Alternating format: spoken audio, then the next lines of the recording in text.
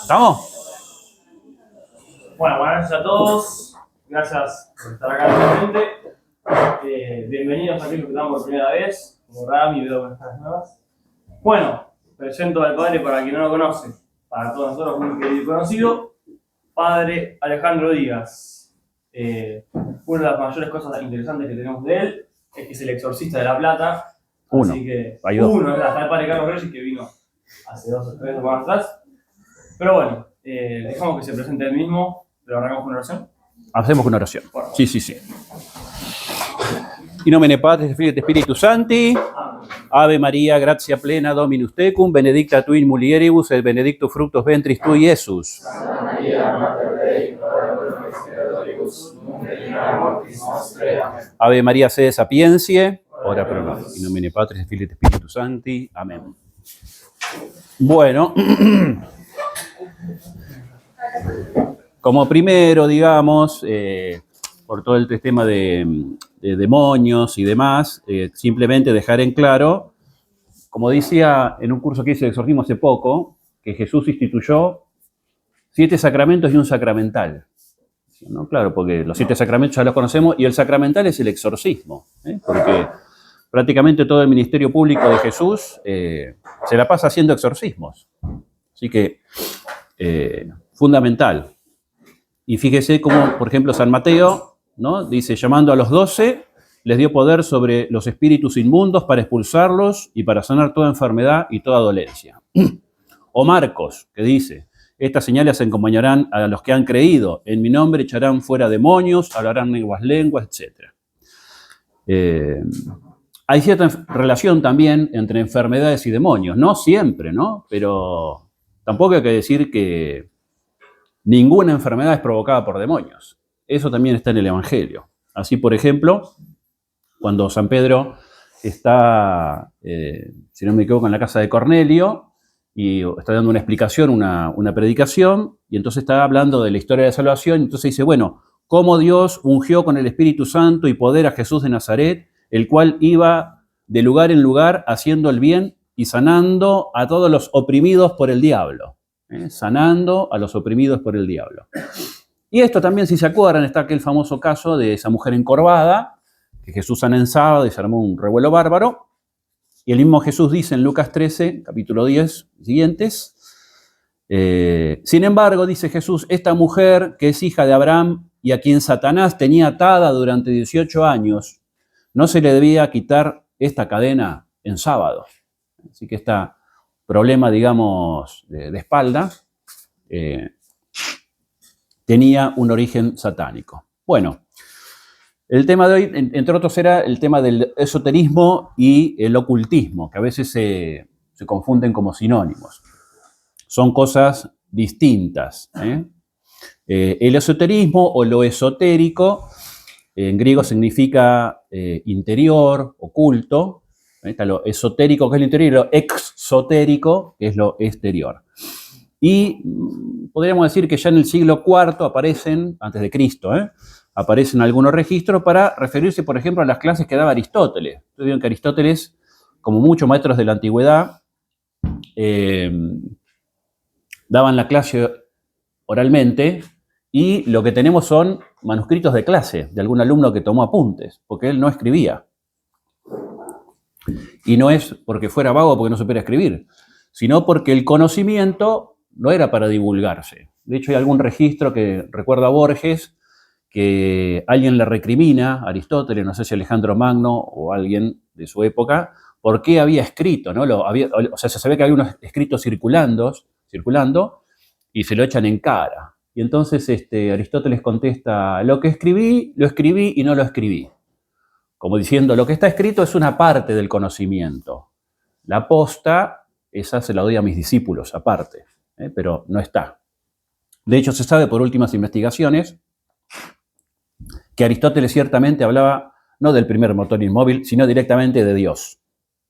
Pero eso no lo puso por escrito porque, primero, que era un conocimiento oculto, segundo, que era algo que era peligroso divulgarse en ese momento, pero él sí hablaba del primer motor, es Dios. Hay un solo Dios y es el origen de todo. Esa es la clase Entonces, esotérica de Aristóteles. Como todos estos maestros de la antigüedad, ¿no? Era común justamente entonces que los maestros hicieran exposiciones públicas, pero a los discípulos se les daba el conocimiento, digamos, más elevado.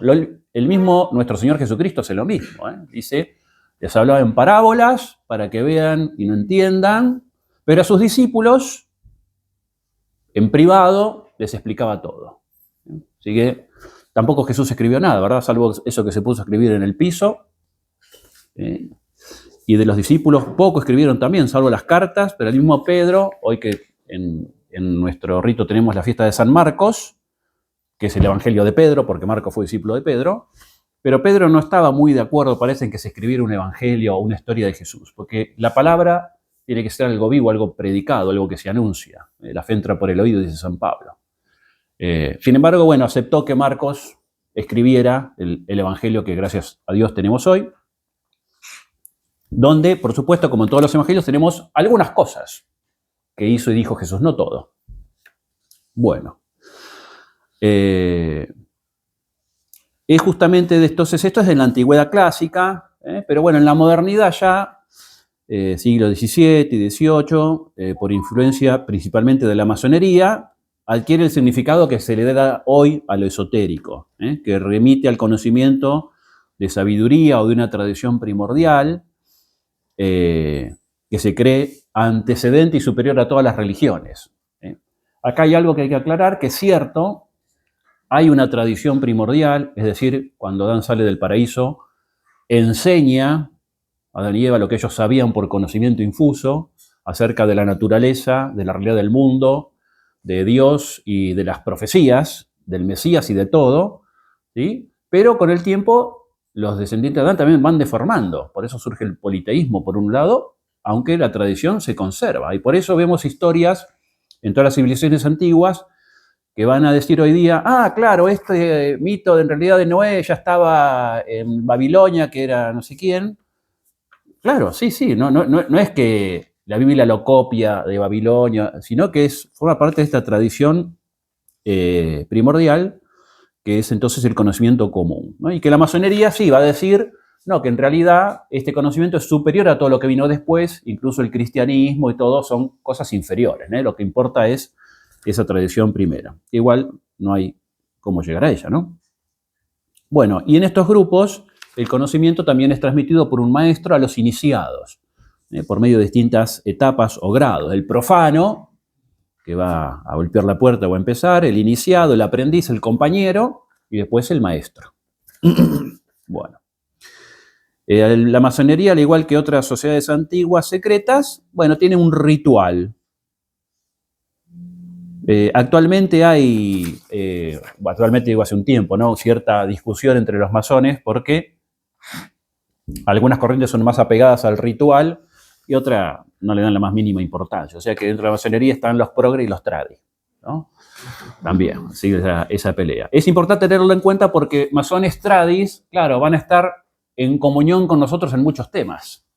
Y entonces uno se puede confundir creyendo que son de los nuestros, pero en realidad lo hacen por una cuestión cultural o estética que ellos valoran, digamos, en cuanto a las ceremonias y todo eso. Bien. Gente también que le gusta el protocolo, ¿verdad? El tema monárquico, la nobleza y todo el protocolo de la nobleza, todo lo ceremonial, etc.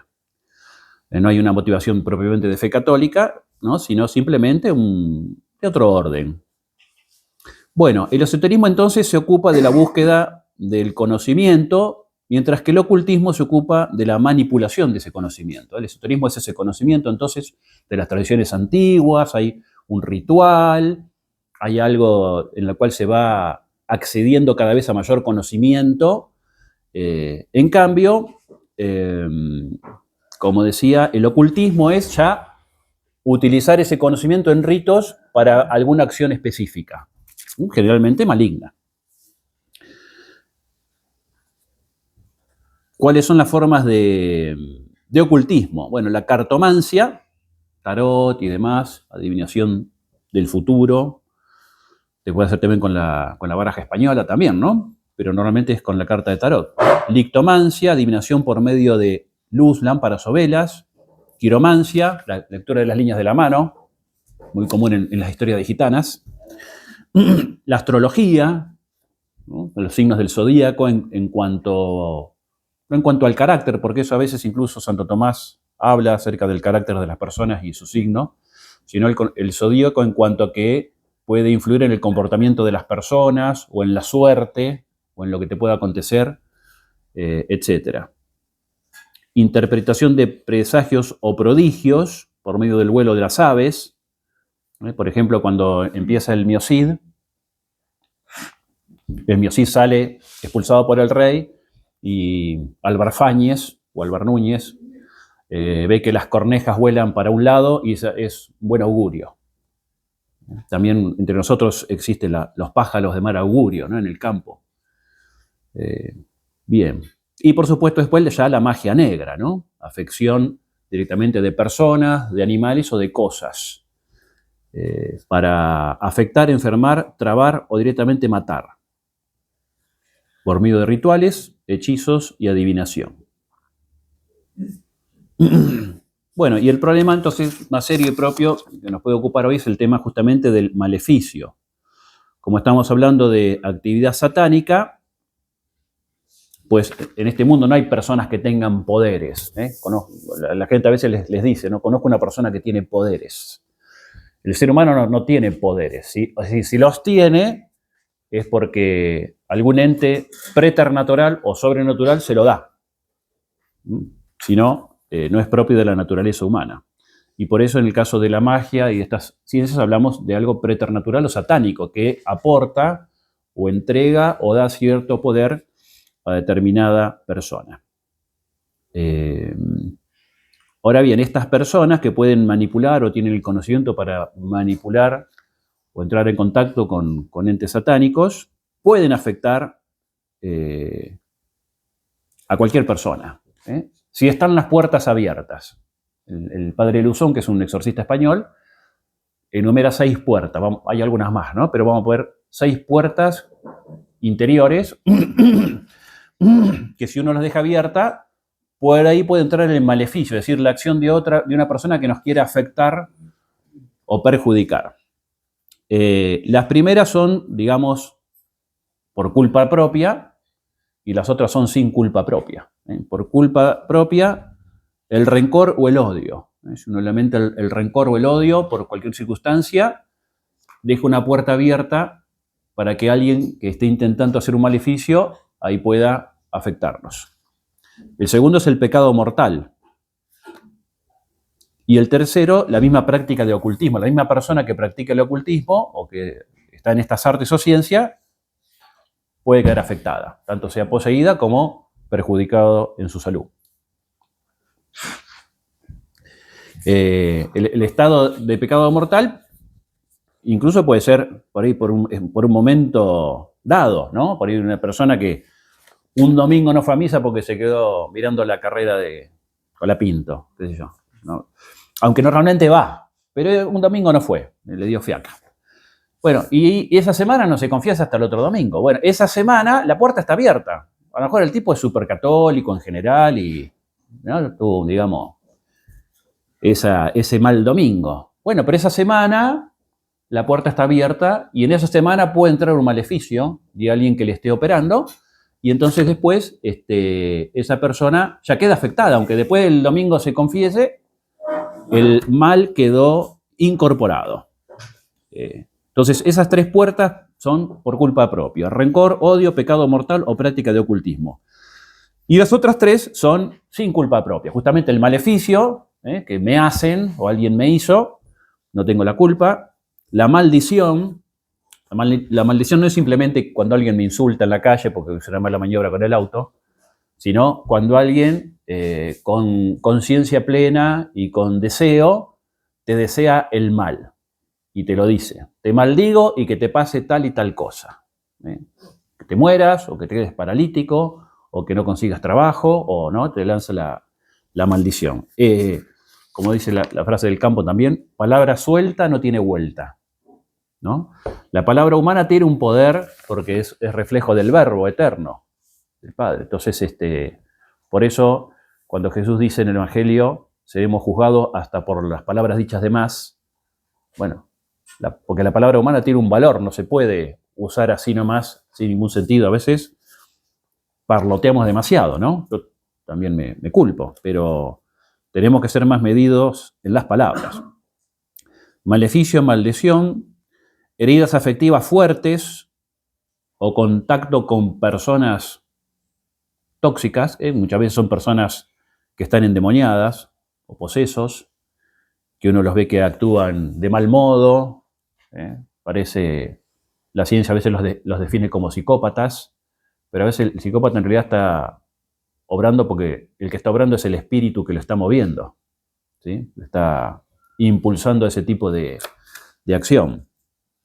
El padre de Luzón habla de las herencias ancestrales. Ese es un tema discutido, no, a mí no me convence mucho, pero la Asociación Internacional de Exorcistas enumera otras causas o puertas. Bueno, como dijimos, los pecados mortales nunca confesados o no suficientemente reparados, las graves injusticias cometidas, estas son puertas abiertas, ¿sí?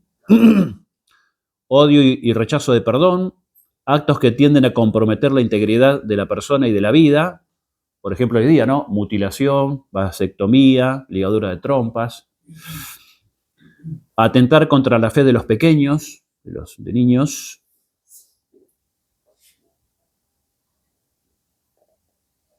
haber participado o solamente asistido a sesiones de espiritismo o de umbanda o de cualquier otro lugar, No, pero yo fui porque me invitaron, pero yo no quería estar ahí. Bueno, pero estuviste. Eso puede abrir la puerta a recibir posesión o algún tipo de actividad satánica. Haber frecuentado operadores de culto, consultas, a tarot, etc.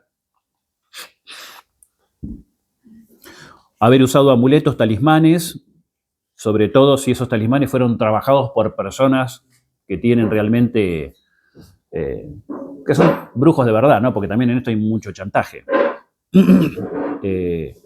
Haber adquirido con ocasión de un viaje turístico objetos propios de la magia en países visitados. A veces la gente va a distintos lugares o a la India y me compro esto de recuerdo. Son cosas embrujadas, tienen actividad satánica. O por ahí algunos van a la costa atlántica o acá a Punta Lara y no sé qué día es, que es la fiesta de la Reina del Mar, que van los umbandas a tirarle ofrendas a Yemanjá. Y la gente participa ahí. Bueno, está participando del culto. Pueden quedar afectados. Pueden o no, pero es un lugar de riesgo, ¿no? Es como entrar al hospital, al área de infecciosas y por ahí no pasa nada, pero por ahí salís con algo. Haber practicado técnicas y terapias ligadas a la New Age, meditación trascendental, Reiki, constelaciones familiares, que se usa mucho, incluso a veces promocionada por sacerdotes. Bueno, etcétera. El tema ovni también, El tema ovni bastante peligroso. Los relatos que ustedes ven generalmente son de apariciones de luces. Ahora en el Uritorco, donde sea, se ven luces. Obviamente que ningún radar capta eso porque no es un objeto material. Si no es un objeto material, es un objeto espiritual. Y algo pues no, lo que pasa es que la tecnología es tan avanzada que los radares no la detectan. Bueno, ponele, ¿no? Pero se dan otros fenómenos también de alrededor al tema ovni que tiene que ver con la comunicación mental, que no es otra cosa que la oración, ¿no? Una comunicación mental es una oración con estos seres, etc.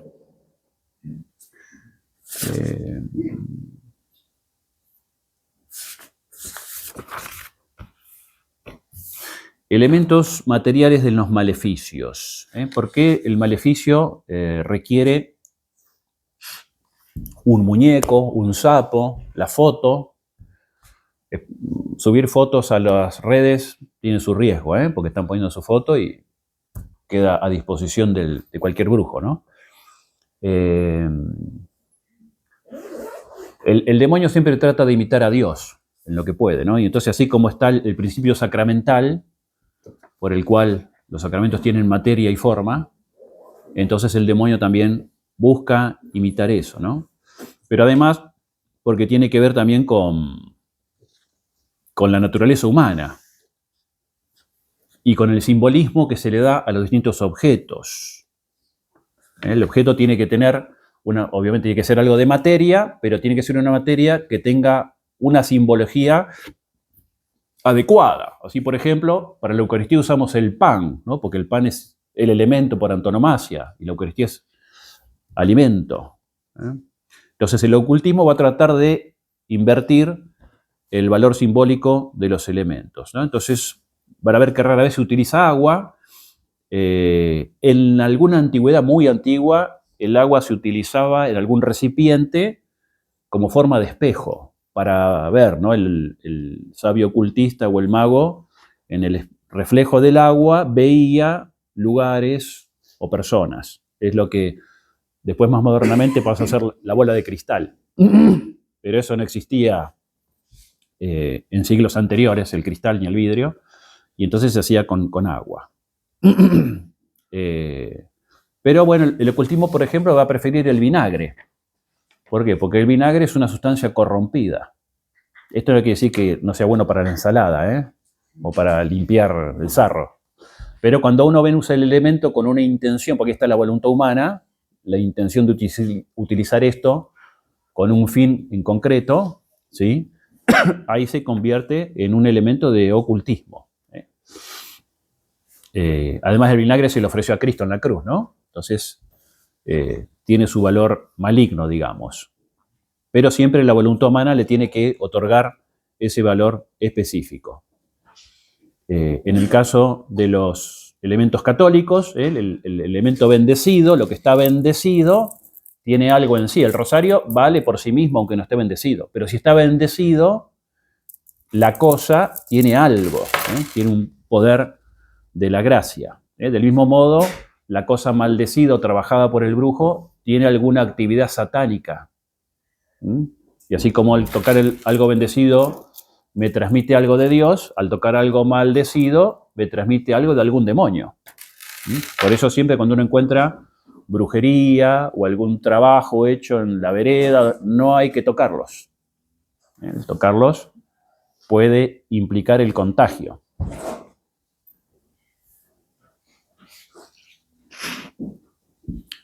En todo esto, además, dependerá también de lo que Dios permita. Los demonios obran hasta donde Dios le permite. Se recuerda en el caso de Job, cuando el demonio le pide permiso para destruirlo, primero en sus bienes, pero no le toques la salud. Después, la salud, pero no le toques la vida. Dios siempre va pidiendo un tiempo. ¿Por qué lo permite? Bueno, por distintos motivos. Siempre el mal que recibimos, o que recibe todo hombre, es para castigo de los malos y para purificación de los buenos. Siempre tiene esa finalidad. Así que en todo, a veces Dios lo permite y a veces por eso el exorcismo o la oración de liberación no alcanza a liberar del todo porque Dios está permitiendo que esa persona, porque le falta algo o porque tiene que sufrir para redimir algo, bueno, tiene que pasar por esa etapa.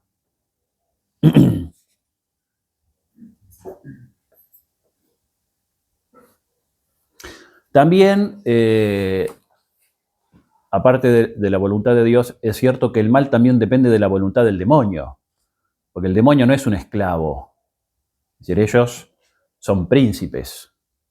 El apóstol San Judas, en su carta, que es muy cortita, es una hojita, habla de las glorias caídas, ¿no? Primero increpa, se ve que había unos exorcistas en esa época que insultaban o trataban mal o despreciaban a los demonios. Dice, ojito con eso, no se insulta a las glorias caídas. Por eso hay que tener cuidado también, nunca dirigirse a los demonios, jamás, ¿no? Ni para insultarlos, ni para increparlos, ni para nada. El cristiano habla con Dios. El exorcista mismo lo hace, pero en el ritual, donde se lo manda. Y entonces esto venía que a veces el demonio no le va a hacer siempre caso al brujo, porque el demonio dice, acá el que mando soy yo, vos sos mi empleado, no soy yo tu empleado. El brujo a veces cree que el demonio es como el genio de la lámpara, ¿vieron? Que sale el genio y dice, amo, pídeme 3 deseos y te los cumpliré. Pero no es así.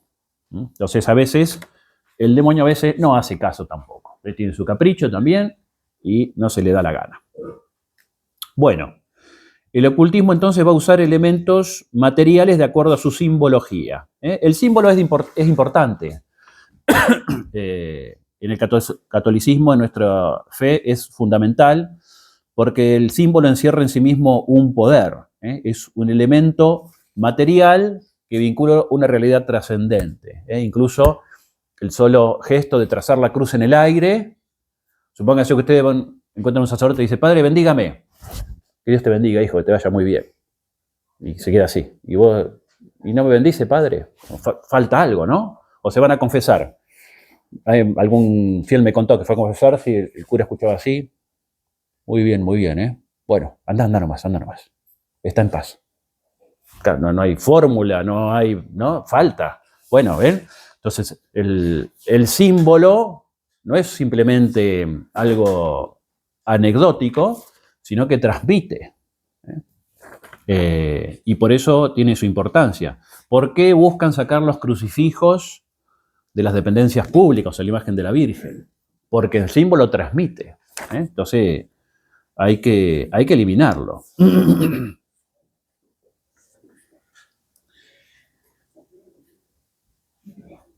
Bueno, y por eso el acto más importante de culto, justamente la Santa Misa, está poblada de símbolos, ¿no? Bueno, al menos en el Vetus Ordo, porque eso responde a la verdad de la naturaleza humana que se comunica con lo divino y con lo angélico, por lo tanto también por medio del símbolo. Nuestra comunicación con ese mundo es por medio del símbolo, porque el símbolo es como un resumen, hace referencia también a la inteligencia angélica. El ángel no entiende por razonamiento como nosotros, sino de un golpe, ¿no? Y así yo veo el símbolo y entiendo ya. Así es. Entonces el ángel también, el símbolo le sirve, nos comunica mayormente con ellos.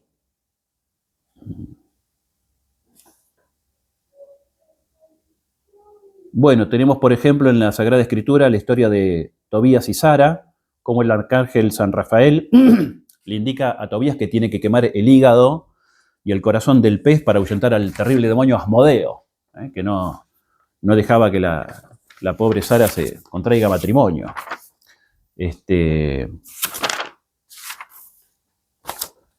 ¿Por qué, no? ¿Por qué el hígado y el corazón? Bueno, justamente el hígado tiene su valor simbólico bíblico. Así, por ejemplo, en el Levítico se le manda a Moisés, en la parte que se describen los sacrificios, uno de los sacrificios es quemar el lóbulo del hígado. Debe ser quemado en el altar como parte de ofrenda de paz y presentado en olor grato a Dios. En hebreo, hígado se dice kabed, que significa pesado, algo que tiene peso. Y se creía que en la antigüedad que era el origen de la sangre, o que la sangre tenía que, como la sangre es la vida, ¿ven? El hígado está entonces relacionado también con la vida. En el libro de Lamentaciones, el hígado se asocia con el dolor emocional y físico, refleja la angustia, ¿no? En el caso de Lamentaciones de Jeremías, profeta, su angustia es visceral, es de las vísceras, el hígado. El rey de Babilonia utiliza hígado de animales para adivinación, nos cuenta el profeta Ezequiel.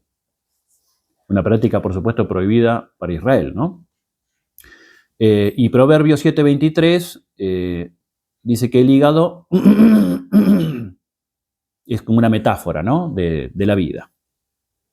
Y además el hígado quemado, ese humo, nos recuerda también el humo del incienso.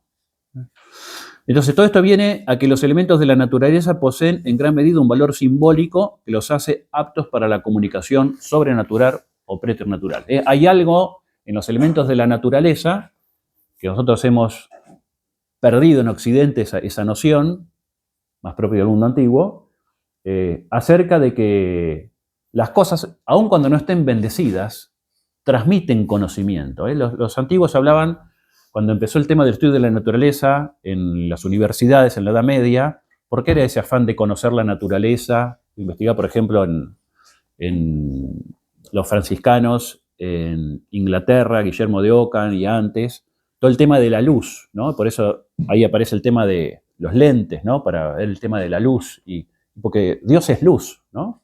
Entonces, si sabemos más de la luz, vamos a saber más de Dios. Y así entonces el conocimiento de los elementos de la naturaleza y cómo se componen nos aporta mayor conocimiento acerca de Dios. Es un libro también, así como está la Biblia, la naturaleza es otro libro en el cual hay un conocimiento que es necesario recabar. ¿Ven? Incluso, por ejemplo, en las estaciones, ¿no? Porque hablo de elementos naturales, pero el tiempo también. Que tanto los que están en el mundo maléfico saben acerca del tiempo, ¿no? De la luna, las estaciones. Nosotros teníamos en el Betus Sordo el tema de las témporas para consagrar los cambios de estaciones, con ayunos y bendiciones de campos también, que había y demás. Pero eso se perdió, lamentablemente. ¿Por qué? Porque, bueno, está la tecnología, ¿y para qué queremos todo esto? Si ahora vamos al supermercado y hay bolsas de fideo de todo lo que quiera, la cosecha no depende de la oración, depende de las máquinas y de los fertilizantes. Creemos inocentemente. O sea, vamos a ver dentro de poco que todo eso depende de Dios. Recordemos, por ejemplo, cuando la Virgen de la Salud se aparece a los chicos estos, le advierte, dice, este año va a haber cosecha mala, ya había habido una cosecha anterior de trigo pésima y va a haber una de papa, dice la Virgen, que va a ser. ¿Por qué? Porque no van a misa. La gente en vez de ir a misa va a la taberna o se quedan trabajando en el campo para que haya más riqueza. Entonces se va a perder la cosecha. Y se perdió. Entonces hay una relación, ¿ven? Que todo el mundo natural, físico, está en comunión con el mundo espiritual.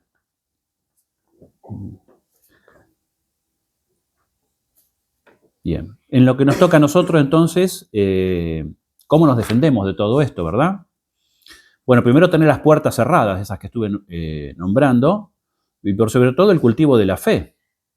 No la fe recibida en el bautismo, porque esa si está recibida en el bautismo ya está, pero hace falta la fe en cuanto personal, ¿verdad? En tener más confianza en Dios y en la oración, y en el rezo del rosario. Nosotros tenemos nuestras armas. Esto es un rito, ¿no?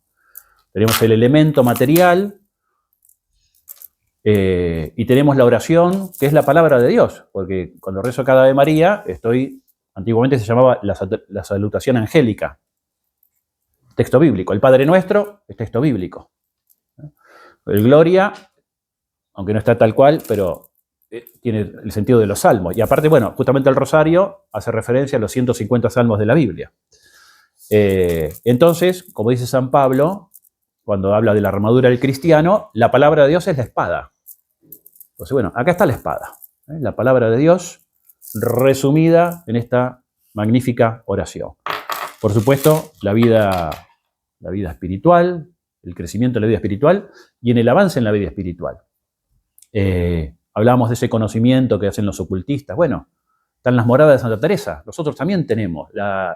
El cristianismo tiene su conocimiento que, a diferencia de los ocultistas, no es para un grupo selecto, en secreto, sino que es abierto. Eso fue uno de los problemas de Jesús también. En la antigüedad los maestros había, digamos, gente que no podía ser discípula.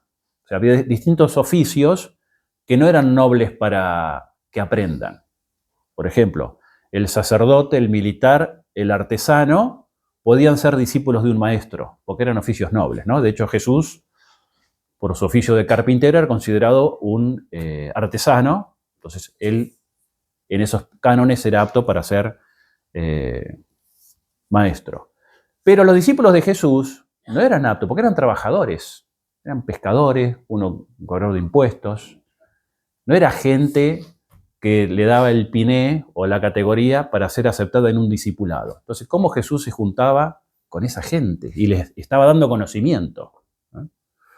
Bueno, justamente por el cristianismo se trata de eso. El conocimiento no es para una élite, sino que es para el que quiera, siempre y cuando esté dispuesto a avanzar en ese conocimiento, en la vida espiritual, en el acercamiento a Dios, de su amor, y en llenar su corazón con la presencia de la Santísima Trinidad. Y ahí ya Dios mismo va instruyendo, Él es el maestro interior que va instruyendo acerca de cómo crecer en ese camino espiritual. Bueno, en el nombre de nuestro Señor Jesucristo, amén. Un aplauso para el Padre.